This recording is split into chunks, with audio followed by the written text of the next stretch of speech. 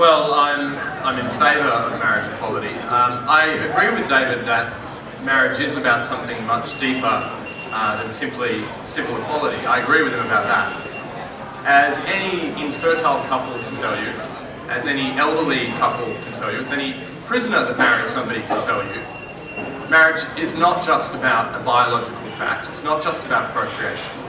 It's about a public declaration and a commitment to a shared life with somebody and to loving that person for the rest of your life. Now, as a conservative, I came to support marriage equality because I believe that that is the bedrock of social life, of our families, of our countries, and I think that this is an issue which both Liberals and Conservatives can unite around.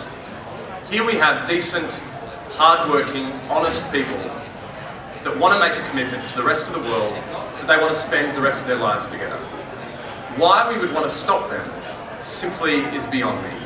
And at the same time, allow rapists to marry, child abusers to marry, pedophiles to marry, so long as they're marrying a woman. That to me is preposterous. It's a violation of basic concepts of equality, of human dignity and privacy. And both Conservatives and Liberals, religious and non-religious, should reject that and should embrace a community that is crying out to say that they want to think about somebody beyond themselves and they want to make a commitment to somebody else and to also potentially look after children in that marriage. I think that that's something we should value. Now, homosexuality for a lot of people is something that they may not empathise with, and it may not be something that they instinctively understand. Some may even regard it as an aberration or in violation of their religious beliefs. But we live in a country where, while you have the freedom to have your religious beliefs, you do not have the freedom to impose those beliefs on other people. And the key to resolving that instinctive sense of not understanding is just applying a bit of reason. And when you apply that reason, you'll quickly see that David's arguments, and potentially Patrick's that you'll hear from in a second ago, simply don't hold up. Let's look at the first of those arguments, that the welfare of children should be paramount. Nobody, no right-thinking person would disagree with that proposition that the welfare of children should be paramount. But this argument in this debate is a red herring. If you don't agree with the idea that same-sex couples should be able to have children, don't let them have children. Why that affects same-sex marriage, I don't understand. And David never actually justified why the two issues are in any way linked. Turning to section 16 of the ICCPR makes no sense, because it's never been used in any Australian court before, and it wasn't used prior to the introduction of surrogacy laws, adoption laws, IVF, modern reproductive technology. Not used once. So the idea that they're somehow linked is a clear giveaway that David knows that the argument against marriage equality doesn't stack up, so they're going to focus on something that has a bit of emotional resonance, and that's the welfare of children. That's the first thing. The second thing is, why does it only matter that these children should be born biologically? Why is there something offensive about the idea of couples being able to raise children as a married couple when those children have been born through surrogacy, IVF, or have actually had those children through adoption? Why is there something offensive or wrong about that? And if you're interested in the welfare of those children, why don't you make sure that you give an institution to their parents that is more likely to mean that they stick together, i.e. marriage, it's more likely to mean that they get financial benefits, and it's more likely to mean that they don't feel victimised and suffer psychological harm as a result.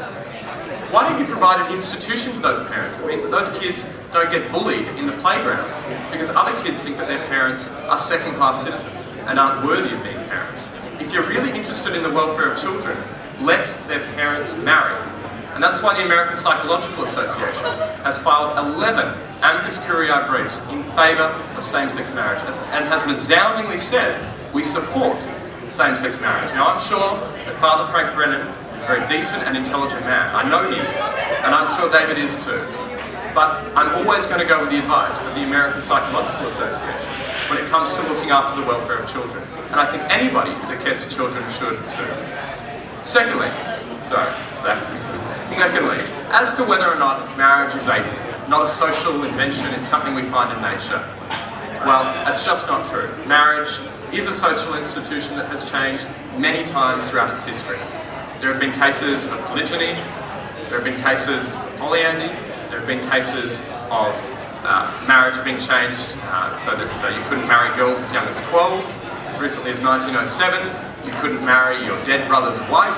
The Family Law Act allowed no-fault divorce. Marriage is only defined in this country as recently as 2004. Marriage has changed many, many, many times. Why we shouldn't be able to change it to allow two consenting adults to love each other, that needs to be justified. You cannot simply proffer the definition in its own defence. That is begging the question. In a debate as serious as this, you need to provide compelling reasons for why it is that you're going to discriminate against this group of people. And that brings me to the final point.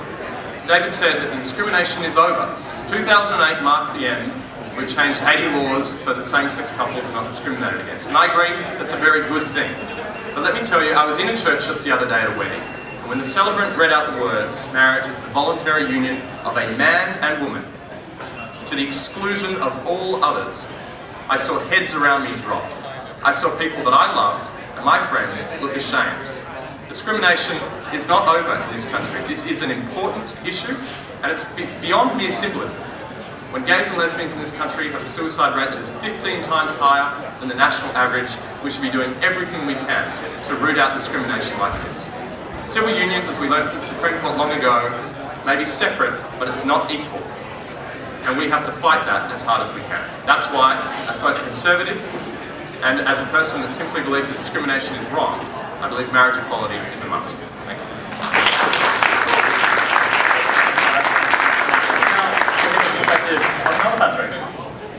Thanks, Zach. I think this is great that we're able to speak about this because all of us here, whether we're on this side or the other side, all agree that marriage, family, kids and love is really important. This is an issue that affects all of us. I don't have much time, so I'm going to make 4 brief points and then sort of flesh them out a bit more. Equality matters, but the first question to work out is what is marriage? That's the first thing. Secondly, there are two very different and actually opposed views of what marriage is. Not just simply one view of what marriage is that is expanded here. The third is that only one of those views can make sense of the core features of marriage that most of us on both sides, I think, take for granted. And then the fourth is that the dignity of young gay men and women is very important. But redefining gay people as married is not the way to respect their dignity. Alright, so firstly, I think the appeal to equality, or to marriage equality, just doesn't work. It begs the question. It sort of puts the cart before the horse. For example, we're all in relationships here now that aren't recognised as marriages. But no one thinks that that is a violation of equality not to recognise them as marriages. I have 2 roommates, 3 of us have a really great bond, but no one thinks that when the government refuses to recognise our bond as a marriage, that this is an injustice. Why is that the case? Because no one thinks that what we have, the 3 of us, is a marriage. So there's no injustice, no inequality, no unfair discrimination in not recognising our bond, while recognising others as marriages. So to know whether equality requires recognising same-sex unions as marriages, you have to know what marriage is. In other words, this debate is about whether the union of 2 men or 2 women is the same sort of union as that of a man and a woman. And if they're different, then we can see that it is not unfair discrimination to recognise that difference. But in order to know whether these unions are both marriages, we then need to get back to what is the central question, which is what is marriage.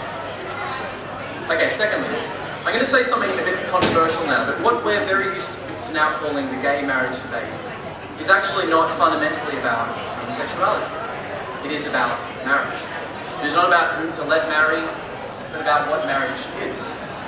I think it's a pivotal stage, a turning point in the clash sort of between 2 very different views about the meaning and purpose of marriage. Now, one view of what marriage is, which has been gaining ground for decades, long before the gay marriage debate that we're in today, sees marriage as the loving, caring union of any 2 people. It is essentially an emotional union, enhanced by whatever forms of consensual sexual activity. These emotional unions are valuable while the emotions last, and so for this view, marriage is basically a sexual, romantic, domestic partnership. Now, as you can see, there's nothing inherently homosexual about this view. In fact, it actually sums up the way many people sometimes see their marriages now. But I'm going to contrast this with another view. And this understanding sees marriage as about bringing together important values and people in our lives things which otherwise have a tendency to get fragmented or pulled apart. Things like sex and love, husbands and wives, sex and babies and parents. The marriage is a complete sharing of lives at all levels of our being, not just emotionally or the union of hearts and minds, but also our very bodies. It begins with marital vows, permanence and exclusivity, and is completed, sort of realized literally, when the man and woman unite bodily, when they consummate the marriage, as some may call one flesh union, in that sexual act. And that is because no other act unites two people's bodies in a single biological process. Now this sort of union and corresponding way of life that characterizes that is valuable in itself for its own sake.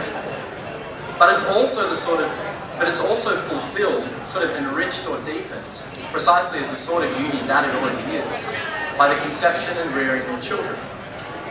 Because marriage makes a man and a woman as one flesh and is ordered towards family life, it's the only sort of friendship that calls for total commitment up front, permanent and exclusive.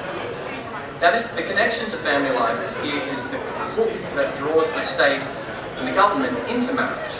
Children are highly needy, independent, and marriage gives them the best chance to be loved and cared for by the mother and father who brought them into the world. Mothering and fathering being two distinct, complementary, and critically important forms of parenting.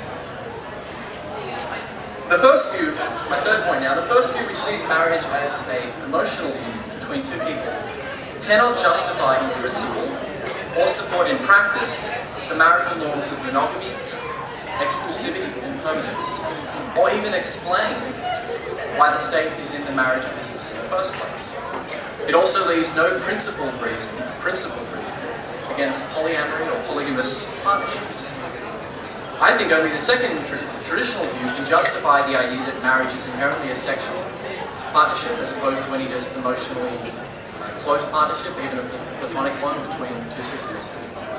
Only the second can provide a basis in principle for norms of fidelity and permanence of commitments, whereas if marriage is just an emotional union, these norms are just optional extras. They're good if they make the couple feel closer, and they're bad or restrictive if they don't.